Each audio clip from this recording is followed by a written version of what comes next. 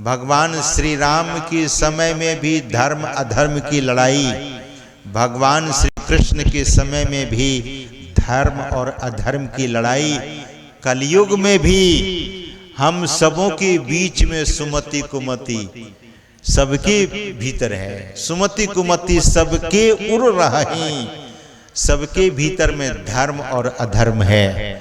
सज्जनों, भगवान श्री कृष्ण ने बहुत समझाया कर्ण को कि तुम कुंती पुत्र हो, तुम पांडवों के भाई हो, तुम धर्म के पक्ष में आ जाओ, लेकिन संस्कार नहीं, कुसंस्कार था। और बाद में कर्ण की मृत्यु कैसे हुई? इंद्र के अंश से अर्जुन का जन्म हुआ था, तो इंद्र ब्राह्मण का छद्म वेश बनाकर कर्ण का कवच और कुंडल मांग लेता है। उसका कवच कुंडल मांग लेता है, भगवान इंद्र मांग कर लेकर चले गए। और तब अर्जुन, जो नर ऋषि का अवतार हुआ था, नारायण का अवतार भगवान श्री कृष्ण। सज्जनों, हम सबों के जीवन में उसी नारायण का उपदेश, भगवान श्री राम महानारायण, भगवान श्री कृष्ण महानारायण, और उन्होंने भगवान श्री राम के श्रीमुख से जो उपदेश निकला वो राम गीता कहलाया। संतों ने कहा ये जो उपदेश हम आप लोग सुनते हैं ये राम गीता है, जहाँ केवल भगवान राम ही बोले हैं, आकर 4,84 योनि भ्रमत यह जीव अविनाशी, फिरत सदा माया कर प्रेरा, काल कर्म स्वभाव गुण घेरा। सज्जनों, जहाँ जहाँ रामायण में भगवान श्री राम बोले हैं वो राम गीता है। और भगवान श्री कृष्ण की गीता, श्रीमद् भगवत गीता तो जगत विख्यात है ही। भगवान नारायण राम जी के रूप में, भगवान नारायण भगवान श्री कृष्ण के रूप में, और आकर लोगों को संदेश दिया, देहि नित्यमवध्योयम देहि सर्वस्य भारत। भगवान श्री कृष्ण गीता में कहते हैं अर्जुन को, अरे देह और देही की पहचान करो अर्जुन, तुम देह नहीं हो, देही हो, यानी देह में रहने वाली जो आत्मा है, और उसका क्या कर्तव्य, इस जीव का क्या कर्तव्य है। तो भगवान कहते हैं कि शरीर इस आत्मा को, मनुष्य शरीर इस आत्मा को मिला है भव सागर से पार जाने के लिए, संसार सागर से पार जाने के लिए। कैसे पार उतरेंगे? तो भगवान श्री राम संकेत करते हैं, इशारा करते हैं। भगवान श्री राम क्या कहते हैं? भगवान कहते हैं, करण धार सदगुरु दृढ़ नावा, दुर्लभ साज सुलभ करी पावा, जो न तरई भव सागर, नर समाज अस्पय, सो कृत निंदक मंद मति आत्महन गति जाए। सज्जनों, यह शरीर नाव है, और इस नाव के खेने वाले कौन है? केवट। कौन है? मल्लाह। तो महापुरुष कहते हैं कि सद्गुरु ही इस शरीर रूपी नाव को खेने वाले हैं, संसार सागर से पार उतारने वाले हैं। ऐसे सद्गुरु की शरण में हम सबों को जाना चाहिए। भगवान भी यही कहते हैं। ध्यान दीजिए, भगवान तो सामने थे और सारी प्रजा भी वहीं बैठी हुई थी। भगवान कह सकते थे कि करंधार राम दृढ़ नावा, अपने संबंध में कह सकते थे, लेकिन नहीं, करंधार सदगुरु दृढ़ नावा। भगवान सदगुरु की ओर संकेत करते हैं। हम सबों को सदगुरु की शरण जाना चाहिए।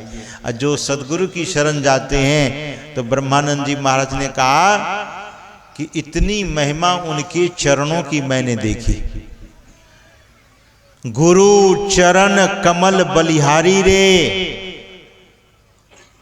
और वे कहते हैं कि भवसागर में नीर अपारा, डूब रहा नहीं मिले किनारा, गुरु पल में लिया उबारी रे। गुरु चरण कमल बलिहारी रे। सज्जनों, यह जो जीवन है दरअसल में इस भव सागर में पड़ा हुआ है, और कोई हमें पल में उबारने की शक्ति रखते हैं तो वे मात्र एक संत सदगुरु हैं। That is why Swami Vivekananda is fully surrendered. He has surrendered completely in the lotus feet of Sri Ramakrishna Paramhansa. Shri Ramakrishna Paramhansa Dev के चरणों में संपूर्ण जीवन को समर्पित कर दिया। स्वामी विवेकानंद जी महाराज, मैं अक्सर कहा करता हूं, ध्यान से सुनिएगा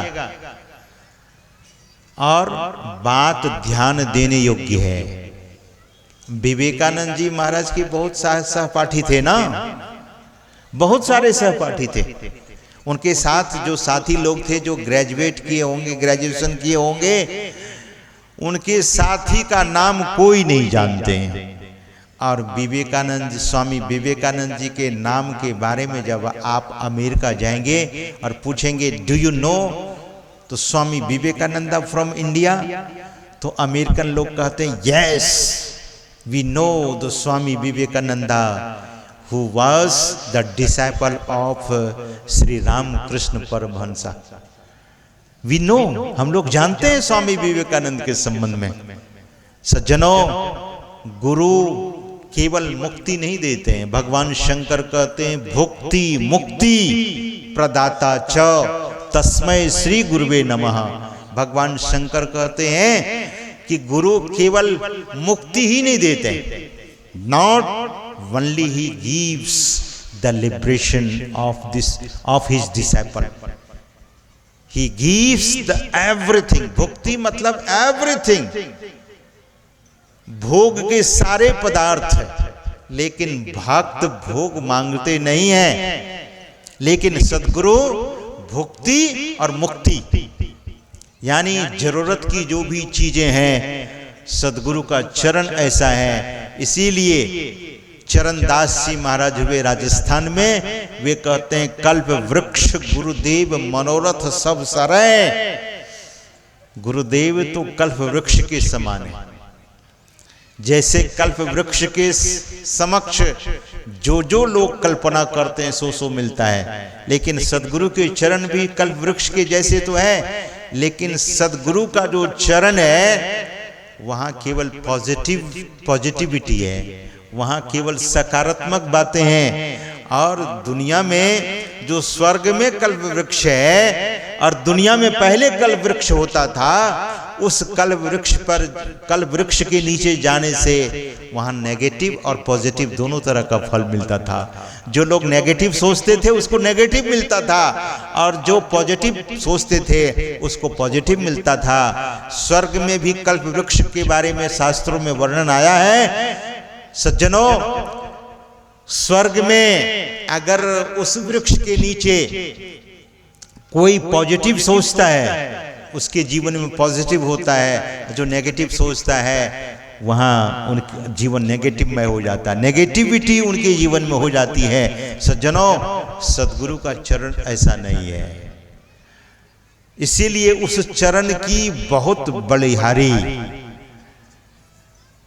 वे ब्रह्मानंद जी महाराज कहते हैं कि गुरु चरण कमल बलिहारी रे, मेरे मन की दुविधा सब टारी रे।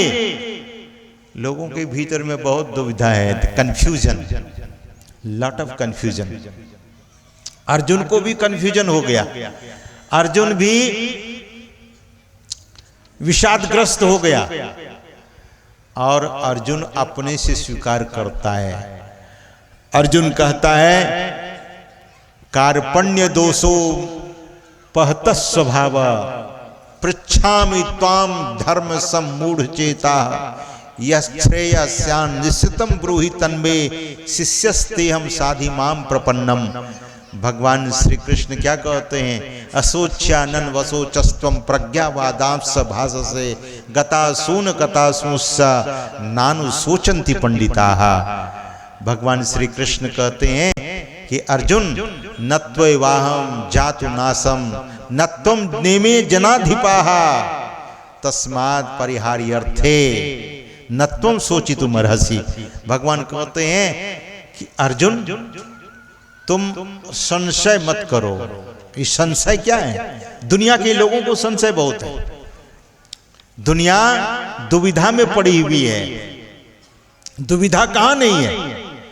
दुविधा किस जगह नहीं है? ब्रह्मानंद जी महाराज कहते हैं कि गुरु के चरण में, सदगुरु के चरण में दुविधा नहीं है, संशय नहीं है, वहां कोई कंफ्यूजन नहीं है। इसीलिए मैं ऐसे चरण की बलिहारी गाता हूं, ऐसे चरण की महिमा को गाता हूं। The glorification of the lotus feet of सदगुरु महाराज। तो सदगुरु के चरणों में कहीं कंफ्यूजन नहीं है। तो भगवान कहते हैं अपने जीवन को सच्चे सदगुरु के हाथों में, अपने जीवन के बागडोर को सच्चे सदगुरु के हाथों में देना चाहिए। वैसे गुरुवा तो बहुत तक फिर है, अज्ञान ध्यान सुधि नाही। आजकल गुरु होने का भी दावा लोग बहुत करते हैं। और सज्जनों, लोग इतना सस्ता धर्म को बना दिया है, अध्यात्म को बना दिया है। लोग कहते हैं भाई आप कुछ भी खाओ पियो, मांस खाओ, मछली खाओ, अंडा खाओ, शराब पियो, उससे हमें कोई मतलब नहीं। मंत्र ले लो और मंत्र लेकर के जाप करो, आपको भगवान की प्राप्ति हो जाएगी। तब इतने बड़े बड़े ऋषि हिमालय की गुफाओं में, कंदराओं में इतने बड़े बड़े साधु महात्मा तपस्या किया, सात्विक जीवन, अपने जीवन को सात्विक बनाया, तो व्यर्थ हो गया ना। इसीलिए संत लोग कहते हैं गुरु ऐसे वैसे नहीं, गुरु तो सच्चे और पक्के होने चाहिए। गुरु सच्चा होगा और गुरु पक्का होगा तो शिष्य भी सच्चे होंगे और शिष्य भी पक्के होंगे। और नहीं तो ऐसे मन को केवल दिलासा देने के लिए, मन को ढाढ़स देने के लिए मन तो हमेशा सुविधा ढूंढता है। ऐसे दिलासा देकर काम चलने वाला नहीं है। नकली नोट नहीं चलता है। धोखे से एक दो जगह तक जाते जाते नकली नोट का पर्दाफाश हो जाता है। उसी तरह से नकली गुरु का पर्दाफाश होता है। नकली गुरु पता नहीं जेल के सलाखे में भी चले जाते हैं। इसीलिए सच्चे और पक्के गुरु की शरण लेना चाहिए। और ऐसी गुरु की शरण लेने से हम आपके जीवन में निश्चितता हो जाएगी, हम आप निश्चिंत हो जाते हैं। तो सज्जनों, सदगुरु के संबंध में कल हम आप भरपूर सुनेंगे। इसी वचनों के साथ मैं अपनी वाणी को यहीं पर विराम देना चाहूँगा।